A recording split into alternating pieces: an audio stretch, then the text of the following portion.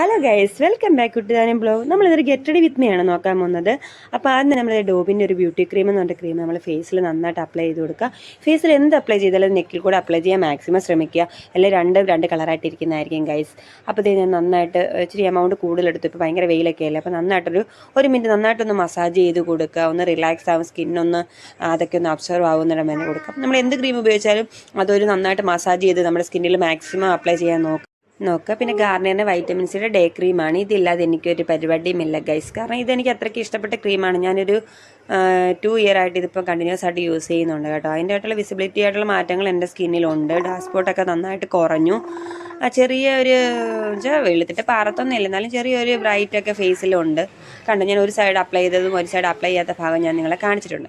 പിന്നെ ഇത് ഡെർമാക്കോയുടെ സൺസ്ക്രീനാണ് യൂസ് ചെയ്യുന്നത്. ഇത് ഞാൻ ഈ ഗാർണിയറിന് യൂസ് ചെയ്ത് ഒരു 2-3 മിനിറ്റിന് കഴിഞ്ഞിട്ടാണ് യൂസ് ചെയ്യുന്നത് കേട്ടോ. ഇപ്പോൾ കണ്ടിന്യൂ ആയിട്ട് വീഡിയോ സ്പീഡിൽ കാണിക്കുന്നത് കൊണ്ട് നിങ്ങൾക്ക് അടുത്തടുത്തായിട്ട് തോന്നാം, പക്ഷേ അങ്ങനെയല്ല. ഏത് ക്രീം യൂസ് ചെയ്യുമ്പോഴും നമ്മളൊരു ചെറിയ ഗ്യാപ്പ് എന്ന് വെച്ചാൽ വലിയ മണിക്കൂറിൻ്റെ ഗ്യാപ്പൊന്നും കൊടുക്കണ്ട.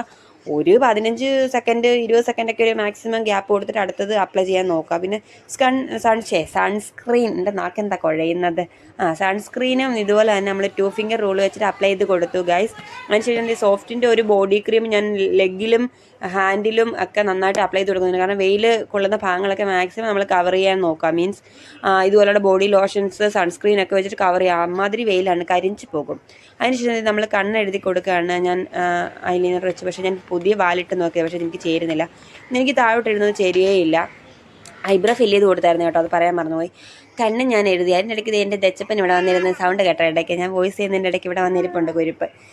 അങ്ങനെ ഞാൻ ലിഫ്റ്റ് ഇട്ട് കൊടുക്കണം. എനിക്ക് അബി ദുബായിൽ നിന്ന് ലിപ്സ്റ്റിക്കാണ്. അതിൽ നിന്ന് ഞാൻ ഒരു കളർ എൻ്റെ സ്കിന്നിന് സൂട്ടാവുന്ന മിക്കതും അതിലെ കളറ് എങ്ങനെയാണോ ഒപ്പിച്ച് അതങ്ങനെ ഇട്ട് കൊടുത്തു. ഇതേ ചേരുന്നുണ്ടോ നിങ്ങൾ പറയണം കേട്ടോ. ചേരുന്നുണ്ടോന്ന് ഇല്ലെന്ന് പറയരുത്, എനിക്ക് ചേരുന്നെന്നാണ് തോന്നുന്നത്. അങ്ങനെ ഞാൻ അത് ഇട്ട് കൊടുത്തു. ഇതാണ് ഏറ്റവും വലിയ ടാസ്ക്. ഈ സ്റ്റിക്കർ പൊട്ട് ബോക്സിൽ നിന്ന് തപ്പിയെടുക്കുക, പിന്നെ ആ സ്റ്റിക്കർ പറിക്കുക. പിന്നെ ഇത് ഇങ്ങനെ സ്പ്രേ അടിക്കുന്ന ഫ്രണ്ട്സ് നിങ്ങൾക്കുണ്ടെങ്കിൽ ഒന്ന് മെൻഷൻ ചെയ്യണം കേട്ടോ. അപ്പോൾ അങ്ങനെ സ്പ്രേ ഒക്കെ അടിച്ച് എൻ്റെ ഔട്ട്ഫിറ്റ് ഇഷ്ടപ്പെട്ടോ എന്ന് പറയണത്. എനിക്ക് അബി മേടിച്ചെന്ന ബെന്നിനാണ് ഗൈസ്. അങ്ങനെ ഞാൻ ബാങ്കിൽ പോകാൻ ഒരുങ്ങി. ഇനിയും ഞാൻ താമസിച്ചാൽ ബാങ്ക് അടച്ചിട്ട് അവരവരുടെ പാട്ടിന് പോകും. അമ്മേനെ ഇവിടെ നിന്ന് അടിച്ചിറക്കും ഗൈസ്. അതുകൊണ്ട് വീണ്ടും ഒരു വീഡിയോ ആയിട്ട് വീണ്ടും കാണാം. Thanks for watching.